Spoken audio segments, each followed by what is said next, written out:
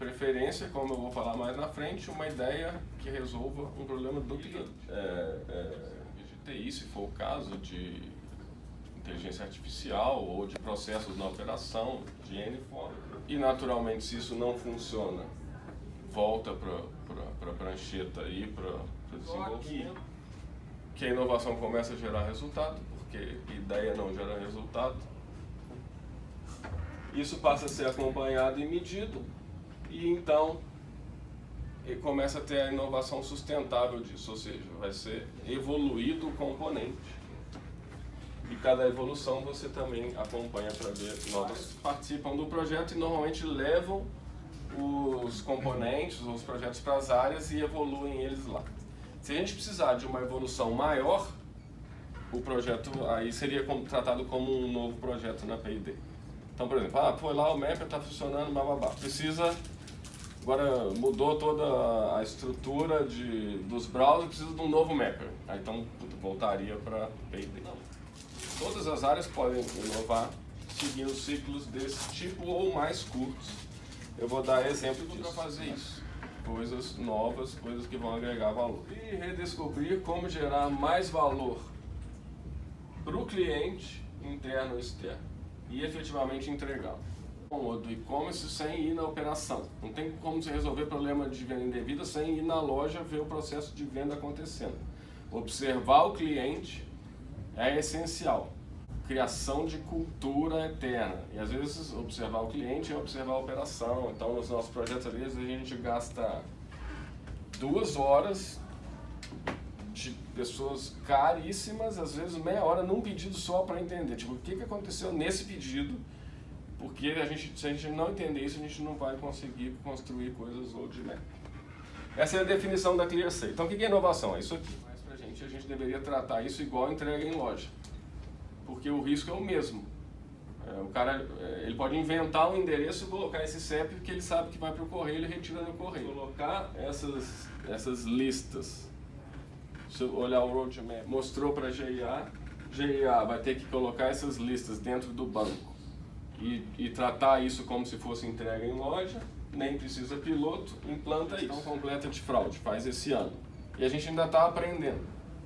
E cada aprendizado desse vai virando parte do processo. Isso gera um diferencial de indicadores que é muito difícil alguém correr atrás, porque eles estão 10 anos atrás.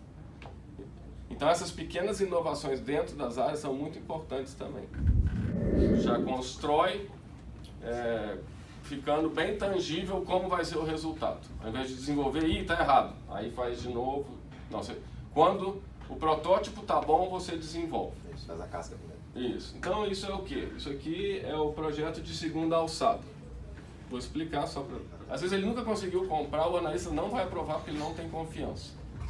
Nós vamos chegar para o cara e fazer algo desse tipo. Olha, já passando por um filtro prévio, nós vamos falar para ele o seguinte: se você baixar o app e preencher tantas estrelas lá, nós te liberamos a conta. E para preencher, ele vai ter que tirar uma foto do rosto dele, ocultando os números, e do cartão, ocultando os números do cartão. Esse projeto aqui, a gente conversando aqui, ali, vendo o que tinha no app, vendo os problemas que a gente tinha para resolver, vendo os pedidos que ninguém sabia se aquilo era fraude ou não, fazendo piloto lá, manual no chargeback, falando, puta, podemos pôr no app, que isso acontece. Todas aí ela acontece. Tipo, tem a temperatura ideal, tem água, tem carbono. Vou começar a falar abobrinha aqui, para a inovação acontecer. Então, primeira experimentação. A empresa que inova, ela erra. Tem projetos que vão funcionar, tem projetos que vão dar em os acertos acontecerem e eles serem grandes. A outra coisa é compartilhamento de informações. Outros dos projetos que estão acontecendo. Então a gente vem aqui, conta, mas também a gente tem que ter um papel mais de ouvir e falar com todas as áreas, porque isso faz colher insumos diferentes. Contato com o cliente ou com a ponta, que eu falo exaustivamente, então a gente tem que ir na operação, tem que ir no trabalhante. E o feedback honesto, que é um problema brasileiro isso aqui. Quando alguém dá um feedback honesto no projeto de alguém, a pessoa fica ofendida, porque é como se estivesse ofendendo a pessoa, e não. Todas as aceleradoras de startup, etc., tem lá seus cafés, não sei o quê, ali no Brasil está cheio disso agora, para as pessoas darem feedback no projeto do outro, de falar que não está legal. Então, quando você tem isso tudo numa empresa, você só tolera a falha, beleza, ninguém foi culpado, o cara não vai ficar com medo de ousar de novo. Mas se você comemora, na comemoração, como é uma comemoração para aquilo, vai ser discutido a causa do erro. E esse erro vai ser mais difícil de se repetir. Não tem vitória e não tem falha. Só tem fazer, tem que testar. E tem a contribuição do João, não só tolerar, mas você tem que incentivar a experimentação. E a experimentação não tão interna. Tem uma área fazendo uma coisa, às vezes tem outra fazendo a mesma coisa, ou coisas parecidas, ou áreas muito verticalizadas esquecem de olhar o cliente. Então vamos supor que a gente tem o off-to-on aqui, o e-commerce aqui, e um não conversa com o outro. Usar alguma sinergia que tem entre aí. Não é um caso, é só um exemplo. Então, um exemplo disso é a Duracell e a Oral-B são da Procter & Gamble, certo? Mas quem inventou a escova de dente elétrica não foram eles, foi uma startup. É um exemplo engraçadinho. Até pouco tempo atrás isso era totalmente inviável. Se você olhasse só financeiramente, o cara, vou investir em carvão. Você tem lá um rebanho de quê? Uma ação disruptiva, que eu vou falar mais é a seguinte, ela nasce. E aí ela encontra um nicho. Depois aí ela começa a operar nesse lixo, começa a aprender os defeitos e a melhorar os defeitos. À medida que ela começa a fabricar mais também, ela começa a ficar mais barata. À medida que ela fica mais barata, ela atende outros nichos. E aí esse ciclo evolui até que muitas vezes ela toma o mercado inteiro. MVP, o Minimum Viable Product, muito antes daquela merda tá boa. Assim, mas é muito antes mesmo. E começa a vender globalmente. Eu vi apresentações que eu falei, tá ridículo esse negócio que o cara tá me mostrando. Mas eles começam a vender. Aí um compra, opa, vamos acertar para esse. E aí fica melhor, ele consegue vender no outro. E esse é um mindset que acho que a gente precisa ter. Por exemplo, nesses componentes de off-to-on que a gente está fazendo, eu acho que a gente tem que começar a explorar de tentar vender global. Alguns deles e aí adaptando. De diferentes áreas para trabalhar numa ideia.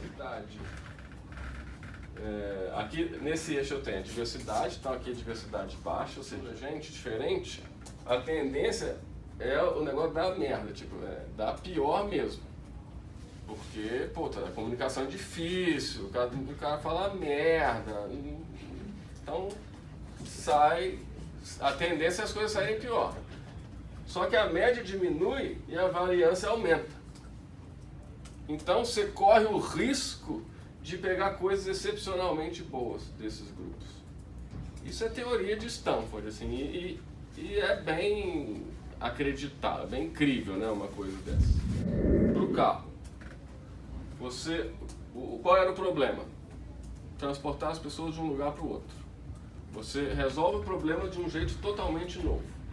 Então aqui é com uma força animal de tração, aqui é um motor com combustível. Muita gente devia estar descrente do carro quando ele saiu, o carro devia ser caro pra caralho, ninguém conseguia comprar o carro, mas à medida que as pessoas vão comprando, os early adopters, blá blá blá, e aí ele toma e hoje você vê ainda as carrocinhas na rua, mas são bem poucas. Aí a inovação. O iPhone é óbvio que ele já foi uma disruptiva porque ele mudou o mercado de telefones celulares inteiros. Mas hoje, a cada versão que sai, a tela é mais fina, ele é mais rápido, bem que tá dando um monte de pau também. Agora ele é maior, agora o vidro ocupa mais espaço.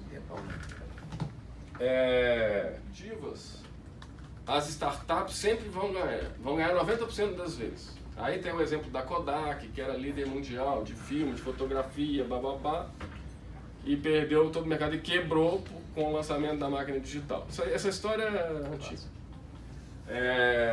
Mas a teoria lá do Clayton Christensen diz: a startup ganha 90% nas inovações disruptivas.